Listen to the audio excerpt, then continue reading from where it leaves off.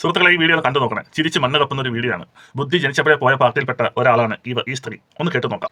जब हमें आजादी मिली तो the first prime minister of India Subhash Chandra Bose, तो the first prime minister of India Subhash Chandra Bose वो कहाँ गए?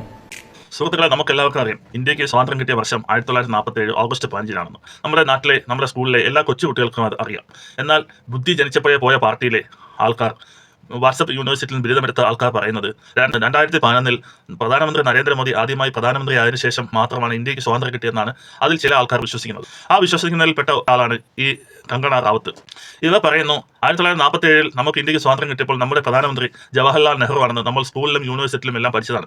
എന്നാൽ വാട്സപ്പ് യൂണിവേഴ്സിറ്റിയിൽ ബിരുദമെടുത്തവർ പറയുന്നു 1947 സുഭാഷ് ചന്ദ്രബോസ് ആണ് ഇന്ത്യയുടെ പ്രധാനമന്ത്രി എന്ന്. 1945 ഒരു വിമാനാപകടത്തിൽ ജപ്പാനിലേക്കുള്ള യാത്രാമധ്യേ ഒരു വിമാനാപകടത്തിൽ മരണപ്പെട്ട നമ്മുടെ സുഭാഷ് ചന്ദ്രബോസ് എങ്ങനെയാണ് 1947 ഓഗസ്റ്റ് 15 ഇന്ത്യക്ക് സ്വാതന്ത്ര്യം കിട്ടുമ്പോൾ പ്രധാനമന്ത്രിയാകുന്നത്? സത്യം പറയാൻ ഈ ചോദിച്ച വാർത്താലേഖിക സത്യം പറയാൻ അന്തപ്പെട്ട് കുന്തവും വിഴുങ്ങിയിരിക്കുകയാണ്. അവരുടെ മുഖം കണ്ടാൽ അത് മനസ്സിലാകും. ഇത്രയേറെ ബുദ്ധിശൂന്യമായ ആൾക്കാരാണ് നമ്മുടെ രാജ്യം ഭരിക്കുന്നതെന്ന് ഓർക്കുമ്പോൾ നാണക്കേടും അപമാനവുമാണ്.